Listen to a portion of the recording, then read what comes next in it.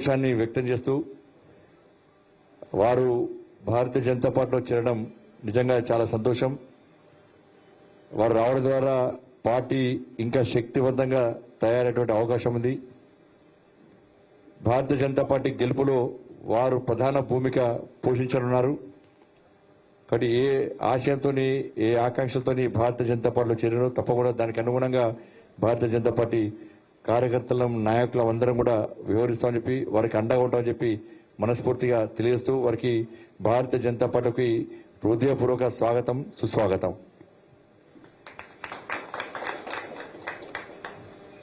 అదేవిధంగా భారతీయ జనతా పార్టీ అన్ని మతాలను సమానంగా చూడాలని చెప్పి భారతీయ జనతా పార్టీ ఆలోచిస్తున్నది. అన్ని వర్గాలను సమానంగా చూడాలని చెప్పి భారతీయ జనతా పార్టీ ఆలోచన. కానీ భారతీయ జనతా పార్టీ ఏది మాట్లాడినా మతతత్వ పార్టీ అని చిత్రీకరించే బదనాం చేసేటువంటి బీఆర్ఎస్ కాంగ్రెస్ పార్టీలు ఒక వర్గానికి కొమ్ముగాస్తూ హిందూ ధర్మాన్ని హేళన చేసే విధంగా, హిందూ సమాజాన్ని చులకన చూసే విధంగా, ముంగట వేరే మతం వాళ్ళు ఉండరని చెప్పి వాళ్ళ ఓట్ల కోసం కక్కుర్తిపడి వాళ్ళ ముందు ఇతర మతస్థుల ముందు ఇలా హిందూ ధర్మానికి వ్యతిరేకంగా హిందూ దేవులను, హిందూ సనాతన ధర్మాన్ని, హిందూ సంస్కృతి సాంప్రదాయాలను హేళన చేసే విధంగా, చులకన చేసే విధంగా మాట్లాడము నిజంగా చాలా సిగ్గుచేటది. అంటే ఓటు బ్యాంకు రాజకీయాల కోసం, ఓట్ల కోసం హిందువుల దేవులను, హిందువుల ఆచార వ్యవహారాలను, పూర్తిగా సనాతన ధర్మాన్ని ఇతర మతస్థుల ముందు కించపడితే వీళ్ళు ఏ విధంగా హిందువులు అవుతారో నిజంగా వీళ్ళు హిందువుల వాళ్ళ గుండె మీద చేసుకొని చెప్పాలి. గతంలో ఒకైనామో అక్షంతల మీద మాట్లాడాడు. ఇప్పుడు రాముల వారు అక్షంతల భయం స్టార్ట్ అయింది వీళ్ళకి. రాముల వారు ఏం తప్పు చేసిండన్న మీకు? రాముల వారి మీద బీఆర్ఎస్ కాంగ్రెస్ పార్టీలకు ఎందుకంత కోపం? అంతకుముందు రాముల వారిని మొక్కిన మీరు ఇప్పుడు రాముల వారి మీద భక్తి ఎందుకు పోయింది? రాముల వారి మీద అంత కసి ఎందుకు పెంచుకుంటున్నారు మీరు? రాముల వారి ప్రసాదాన్ని కూడా ఇంతకు చులకన చూస్తున్నారు. ఇది పూర్తిగా రామ భక్తులను చులకన చూసినట్టే, రామ భక్తులను అవమానపరిచినట్టే. ఒకనో రేషన్ బియ్యం అంటాడు. నిన్నకు మొన్న మాజీ ముఖ్యమంత్రి కేసీఆర్ గారు ఎంత చులకన భావంతో మాట్లాడిందంటే, పసుపు తీసుకురావాలి, బియ్యం కలపాలి, పసుపు బియ్యం అక్షింతలు అవుతాయా అట, పులిహోర తింటే కడుపు నిండుతుందా అట, ఊరేగింపులు పెడితే కడుపు నింపుతుందా అట, కాసేపు జెండా అన్నం పెడుతుందా అట.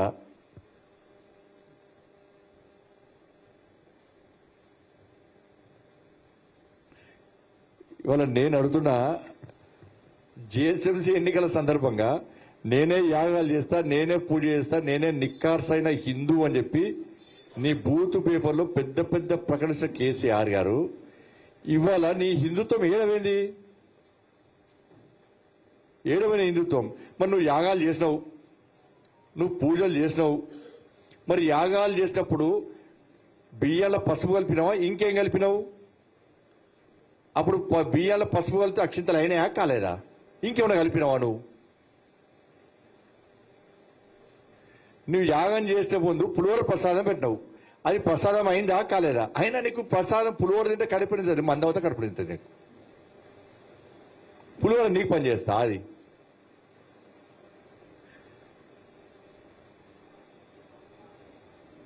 నువ్వు చేస్తున్నావు పూజ, నువ్వు కలిపితే అక్షింతలు, నువ్వు తింటే ప్రసాదం.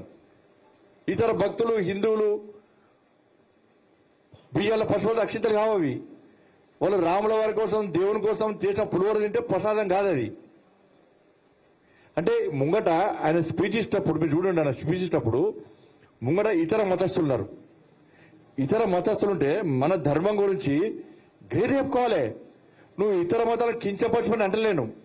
ఇక ఇటువంటి వాడు కూడా ప్రధానమంత్రి అవుతున్నాడు. ఇటువంటి వాడు పాకిస్తాన్ పోయిననుకో, ఈయన గీనమైతే పీకుడు కానీ ఈయన ఇట్లా ప్రధానమంత్రి దేశ ప్రధానమంత్రి అయితే అందరు ఈడుకునే వాళ్ళు బీఆర్ఎస్ పార్టీ పెట్టి ఇటువంటి ప్రధానమంత్రి అయింది అనుకో పాకిస్తాన్ పోయిననుకో అక్కడ ఆ టోపీలు వాళ్ళందరూ చూసి ఇండియాను పాకిస్తాన్ కలుపుతానంటాడు ఈయన అంటాడు ఈయన నేను తెలిసింది నాకు వాళ్ళ వేరే మతస్థులు ఎక్కువ మంది కనవడంగానే వాళ్ళతో అనిపిస్తుండ పులిహోర కనపడింది కదా అంటే నిన్నది అంటున్నారు వాళ్ళు బియ్యాల పశువులు అక్షితలు అయితే కావు అంటున్నారు వాళ్ళకి ఏం తెలుసు వాళ్ళు పులిహోర గురించి ఏం తెలుసు ప్రసాదం గురించి అక్షితల గురించి వాళ్ళకేం తెలుసు వాళ్ళ ముందట హిందువులకు కించపరుస్తావా నువ్వు గతంలో హిందుగాలు బొందుగాలను కరిమంటే బొంద పెట్టి మర్చిపోయినట్టు నువ్వు నీ కొడుకు పెద్ద నాస్తికుడు నీ కొడుకు గట్టినే వాగిండు వదలాక తెలంగాణలో తెలివి తక్కువలో నడుమన్నా నీ కొడుకు తెలంగాణలో తెలివి తక్కువలు అని చెప్పన్నాడు నీ కొడుకు దేవుణ్ణి నమ్మడు అటువంటి నీ కొడుకు అనేక సందర్భాలు కించపరిస్తే నీ కొడుకుని తీసేసి దేవుని మెట్ల మీద కూర్చోబెట్టి దేవుని మొక్కిచ్చిన పార్టీ భారతీయ జనతా పార్టీ అది గుర్తుంచుకో కానీ హిందూ సమాజం ఆలోచించాలి కాంగ్రెస్ పార్టీ ఏమో మాది ముస్లింల పార్టీ అల్లా దయవల్ల ఉండే పార్టీ ముస్లింలు ఎక్కడుంటే మా పార్టీ అక్కడ ఉంటుంది ముస్లింల కోసమే పార్టీ ఉంటుందని చెప్పి కాంగ్రెస్ పార్టీలు ప్రచారం చేసుకుంటుంటే బీఆర్ఎస్ పార్టీ అధినేత కేసీఆర్ గారేమో రాముల వారి అక్షింతలను మొన్న రాముని యొక్క ప్రాణ ప్రతిష్ఠ కార్యక్రమం సందర్భంగా ప్రజలందరూ చేసుకున్న పులిహోరను కించపరిచిండు ప్రజలందరూ కలిసి చేసుకున్న పూజల సందర్భంగా కలుపుకున్న అక్షింతలను కించపరిచిండు ఇలా రాముల వారిని హేళన చేసే విధంగా మాట్లాడినంటే వీళ్ళ వ్యవహార శైలి గురించి వీళ్ళ యొక్క వర్గం ఓట్ల కోసం ఏ విధంగా కక్కుర్తిపడుతున్నారో వీళ్ళు ఆలోచించాల్సిన బాధ్యత హిందూ సమాజం మీద ఉంది ఇలా మేమా మతతత్వాలు వాళ్ళ హిందూ ధర్మాన్ని వ్యతిరేకంగా మారితే వాళ్ళు సెక్యులర్వాదులు అన్ని మతాలు సమానంగా ఉండమంటే మేమేమో మతతత్వవాదులం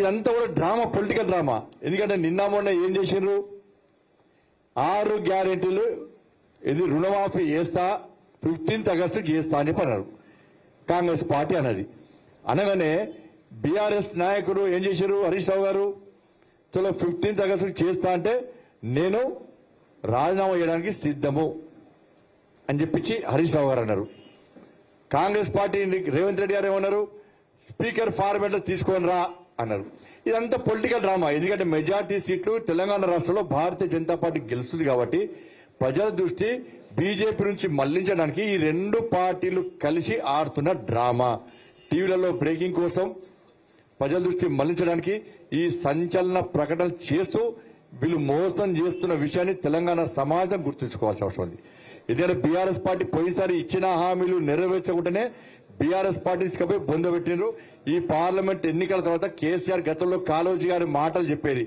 ఈ ఎన్నికల తర్వాత బీఆర్ఎస్ పార్టీని ఇక్కడోడే మోసం చేసింది కేసీఆర్ ఇక్కడ మనల్నే మోసం చేసి కాబట్టి ఈ ఎన్నికల తర్వాత బీఆర్ఎస్ పార్టీని ఇక్కడ పాతాళంలోకి పరాయి పడగాదు కేసీఆర్ ఇక్కడోడే కాబట్టి ఇక్కడ బీఆర్ఎస్ పార్టీని పాతాళంలోకి తొక్కడానికి తెలంగాణ రాష్ట్ర ప్రజలు సిద్ధంగా ఉన్నారు కాంగ్రెస్ పార్టీకి ఇలా వాళ్ళిద్దరు సవాల్ చేస్తున్నారు కదా చలో నేను చెప్తున్నా నేను సవాల్ చేస్తున్నా ఇవాళ కాంగ్రెస్ పార్టీ ఎన్నికల ముందు కాంగ్రెస్ పార్టీ 100 రోజుల లోపల 6 గ్యారెంటీలను అమలు చేస్తామన్నారు మాకు మా మేనిఫెస్టో ఖురాన్ భగవద్గీత ఇంకోటి బైబుల్ లాంటిది అని మీరు చెప్పారు అలా మీరు 6 గ్యారెంటీలు అమలు చేస్తాన్నారు కదా 100 రోజుల లోపల ఇలా కొంతమంది కాంగ్రెస్ పార్టీ నాయకులు ఇప్పటికే 5 అమలు చేస్తామంటారు కదా నేను సవాల్ చేస్తున్నా కాంగ్రెస్ పార్టీ నాయకులను బీఆర్ఎస్ పార్టీ మర్చిపోరు బీఆర్ఎస్ పార్టీని ప్రజలు పట్టించుకోలేరు బీఆర్ఎస్ పార్టీ తెలంగాణ ప్రజల మనోభావాలు దెబ్బతీసింది హామీలు నెరవేర్చలేబట్టి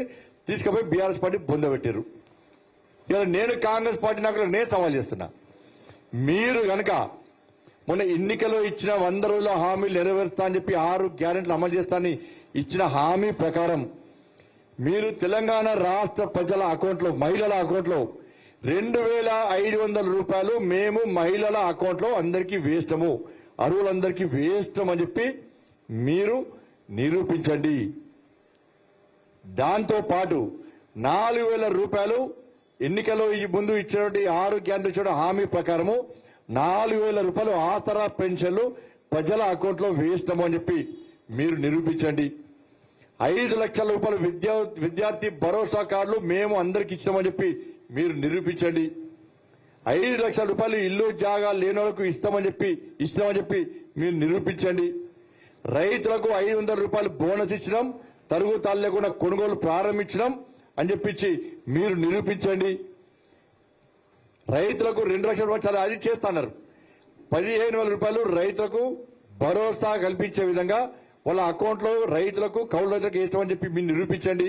12,000 రూపాయలు రైతు కూలీలకు ఇస్తామని చెప్పి నిరూపించండి. చలో ఇవి నిరూపిస్తే నేను కూడా చేస్తున్న పోటీ నుంచి తప్పుకోవడానికి నేను సిద్ధం. నేను ఇప్పుడు చెప్పిన విషయాలు మేము నెరవేర్చినాం అని మీరు నిరూపించండి. నేను కూడా పోటీ నుంచి తప్పుకోవడానికి నేను సిద్ధం. మీరు నిరూపించకుంటే మీరందరూ పోటీ నుంచి తప్పుకుంటారా?